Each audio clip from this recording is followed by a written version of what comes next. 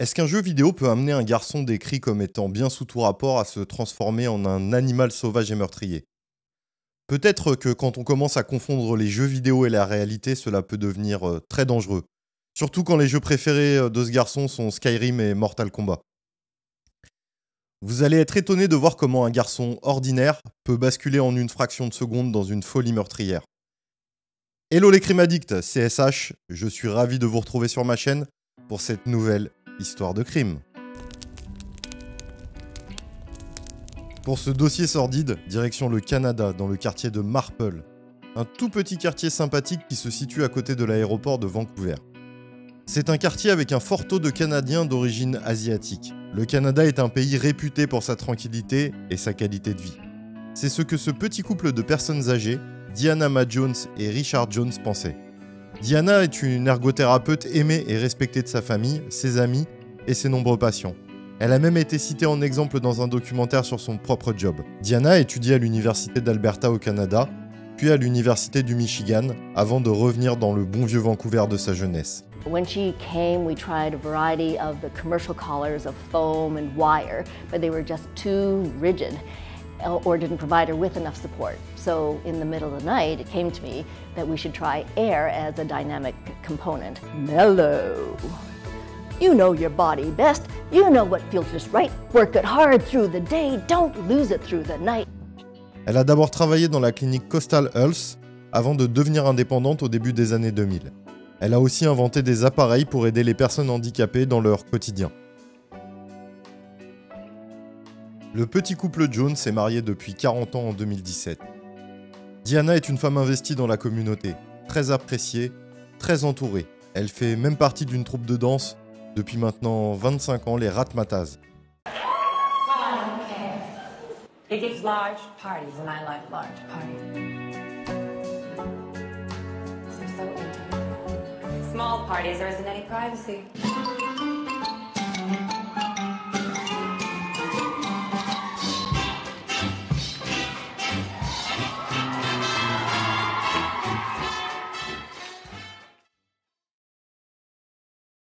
Le 27 septembre 2017, Diana ne s'est pas rendue à son travail. Elle n'a pas téléphoné pour dire qu'elle était malade ou qu'elle ne viendrait pas, ce qui n'était pas dans ses habitudes. Elle prévenait toujours ses collègues de ses retards ou de ses absences, et ce n'était pas son habitude de ne pas donner de nouvelles. Ses collègues ont téléphoné chez elle, le téléphone sonne mais personne ne répond. On arrivait déjà en fin de matinée et ses collègues commençaient à s'inquiéter. Un infirmier du service où elle travaille, prénommé Anthony, décide de se rendre à son domicile pour voir si tout va bien. Malheureusement, ce n'est pas le cas. When was the last time you were in touch with her? Oh, I would have seen her at work yesterday. A lot of co-workers were surprised that she hadn't called in sick. She's not on vacation. It's very uncharacteristic of her. The back door is open. Man, I think there's blood everywhere. I think I need someone to come over. I'm going to stay at the house. I don't think I should go in. I'm going to assume you need police and ambulance, man. Front door is locked, back door is open. There's a trail of blood footsteps coming down the steps.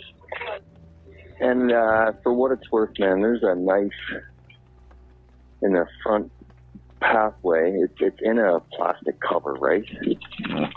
But what kind of made me go around back is there is also a hatchet on the front yard with, it looks like drops of blood. Anthony découvre une hachette ensanglantée dans le jardin et un couteau que tout le monde peut voir dans la petite allée. Il a le bon réflexe et ne touche à rien. Il décide de rentrer dans la maison pour voir si Diana est là. À l'intérieur, c'est un carnage qu'il découvre. Il y avait du sang partout, des litres de sang dans la maison, c'est une vision horrible. Diana et Richard Jones ont été sauvagement assassinés. I peeked inside, there looks like there's blood all over the floor, man. I hope I'm overreacting. I hope it's just, I don't know. Comme on peut l'imaginer, c'est un choc pour tout le monde dans cette petite communauté tranquille. Tout le monde se demande ce qui a bien pu se passer. La police fait du porte-à-porte pour essayer de découvrir des indices. To discover a clear motive in this event, we don't know if it's targeted, we don't know if it's a random act. Ou n'importe quel élément qui pourrait faire avancer l'affaire. Ils conseillent à la population de rester chez eux le soir et de bien verrouiller les portes. Les autorités n'ont qu'une peur, que ce qui s'est produit une fois se reproduise à nouveau. Selon les premiers éléments, la veille du meurtre, tout semblait normal dans la vie de Diana. Elle s'est rendue à son cours de danse, elle a fait un peu de shopping, elle s'est adonnée à ses activités favorites. Rien de spécial, elle a la forme et tout va pour le mieux.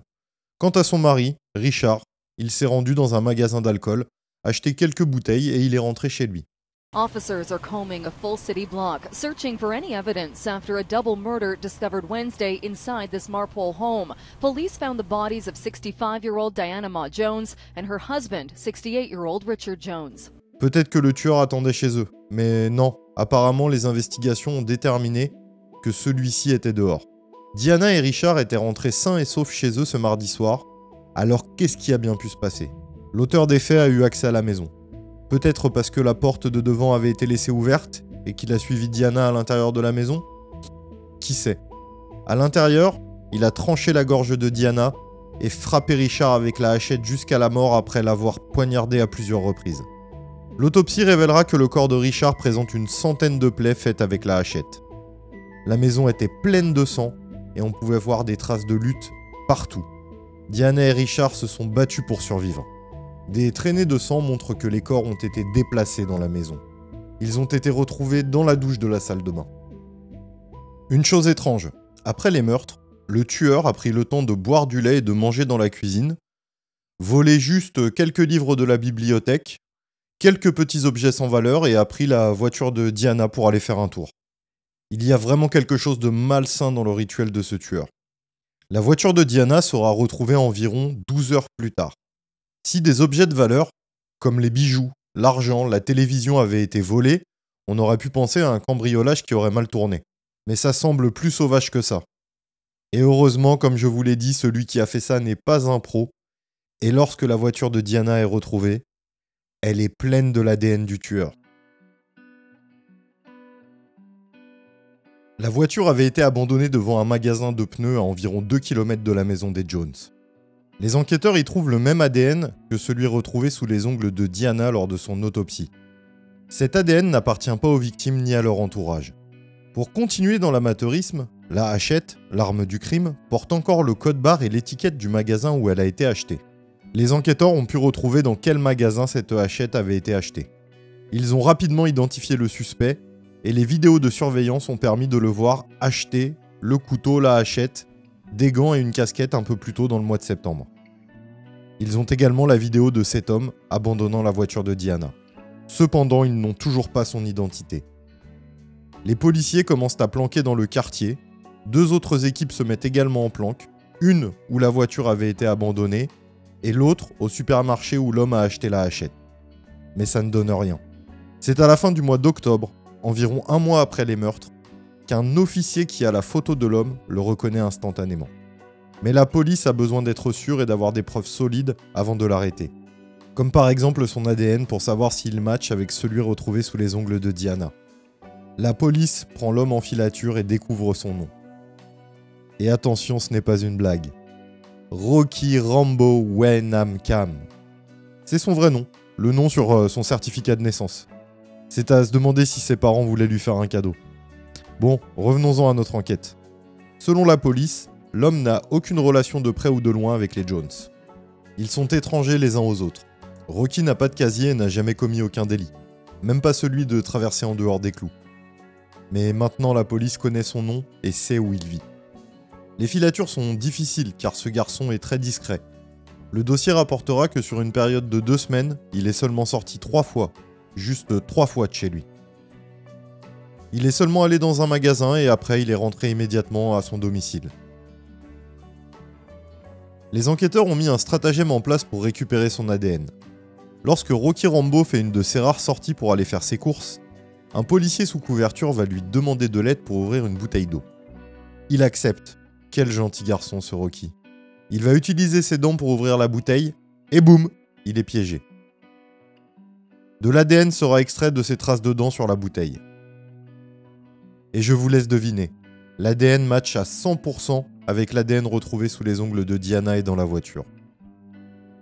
Rocky est arrêté et inculpé de 2 meurtres au premier degré en novembre 2017. Que sait-on à propos de Rocky Rambo ? Eh bien, il est né à Hong Kong le 2 août 1992. Il a déménagé à Calgary au Canada quand il était encore enfant et il est étudiant à l'université d'Alberta en économie. Finalement, on ne sait pas grand-chose de lui. Son colocataire dira que c'est plutôt un mec sympa. Cam was arrested Monday at a rundown house on Granville Street. This man answered the door there this afternoon. Can you tell us anything about Rocky? Yeah, he was a nice guy, and I guess he was up. But get off my property. D'ailleurs, il est sûrement plus sympa que son colocataire. Il y a qu'à voir sa réaction quand les journalistes l'ont interviewé. Je vous laisse regarder ça, c'est édifiant. As we were leaving, the man attacked us and another TV news crew. Oh, break those right now. Hey, don't do anything! Hey! Just let go! We're leaving! Calling on you! I asked you to get off my property. Okay! We are off the property! À 25 ans, Rocky a un grand frère et une petite sœur. Rien de spécial à signaler, ils sont arrivés ensemble aux États-Unis quand leurs parents ont déménagé de Hong Kong. Il a déménagé de Calgary à Vancouver en août 2017 en disant à sa famille qu'il souhaitait tenter sa chance dans le domaine du jeu vidéo. Et finalement, il n'a pas vraiment de chance, il est fauché, il n'a pas de travail et se consacre toute la journée à jouer aux jeux vidéo. Il y a un jeu particulier auquel il joue toute la journée.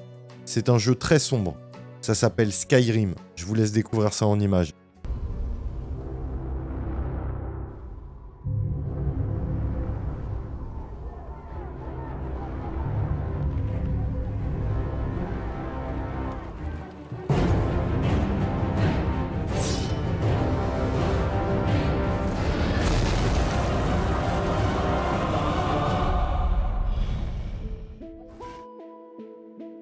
Moi, les dragons, ça m'a toujours fait un petit peu peur.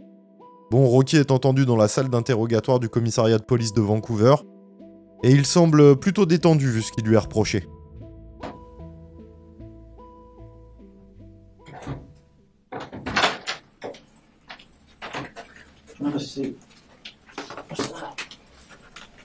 I think Chris has just gone to get you some water. Okay.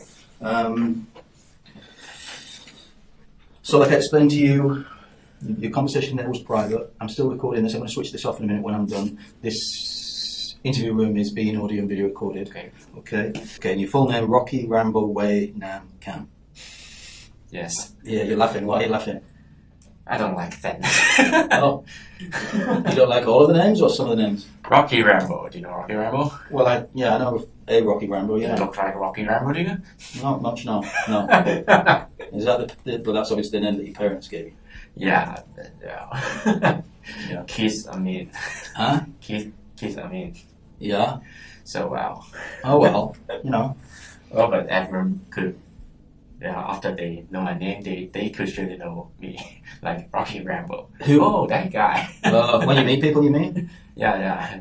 Yeah. Oh, Rocky Rambo. Oh, do you know Rocky Rambo? Oh, sure. Yeah, that guy, right? Yeah, well, yeah, there's not, it's quite an unusual name. Je dois vous dire que la vidéo de l'interrogatoire de Rocky dure plus de 9 heures. Et je les ai tous regardés. Si ça, c'est pas de l'implication. Si vous voulez regarder cette vidéo, elle est dispo sur le net, alors n'hésitez pas. C'est très instructif. L'approche de l'autre inspecteur est très empathique, maternelle, voire sympathique avec Rocky pour essayer d'obtenir des aveux de sa part. Here they are here. Do you recognize those folks? I have nothing to say. Yeah, go ahead. I have nothing to say. Okay. I don't think I have anything to say. Okay. I have nothing to say. I don't know what you're talking about. I don't want to talk about it. I have nothing to say. I have nothing to say. I have nothing to say. I don't want to talk about it. I totally respect your position that you at this point you don't want to talk about it. But you might change your mind, and I'm going to suggest you probably will. I don't think so. I have nothing to say. Nothing to say. Come on, Rocky. That just can't be your response to this. Nothing to say? I have nothing to say. Please don't laugh at this. It's just funny that I just keep saying I have nothing to say. La police ne s'attendait pas à ce profil de meurtrier. Pour eux, c'est juste un jeune adulte perdu dans son monde de jeux vidéo et de bande dessinée. Rocky prend tellement son interrogatoire à la légère que même l'inspecteur le traite d'animal. For what? You're an animal.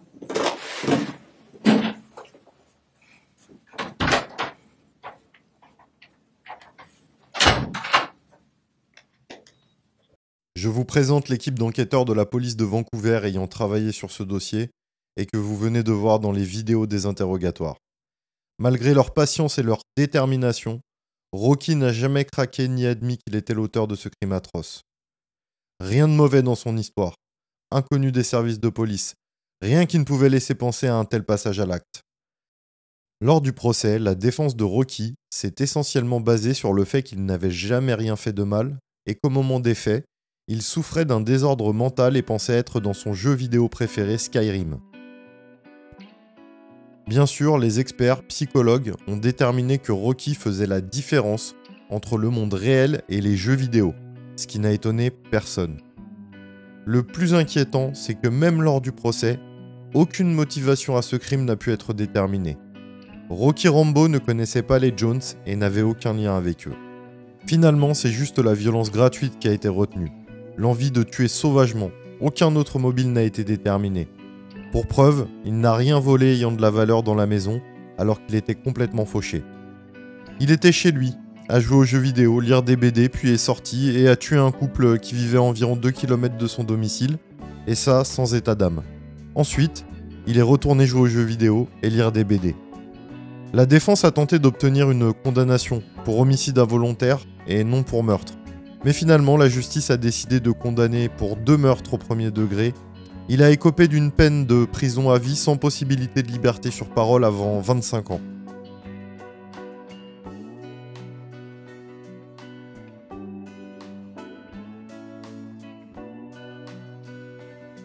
Merci à vous d'avoir regardé la vidéo jusqu'au bout. Dites-moi dans les commentaires si vous pensez que les jeux vidéo peuvent avoir une influence sur la violence d'un individu ou pas. N'hésitez pas, si la chaîne vous plaît, à vous abonner, mettre votre plus beau pouce bleu, activer la cloche pour ne rater aucune vidéo. Quant à moi, je vous dis à bientôt pour une nouvelle histoire de crime. C'était SH, prenez soin de vous.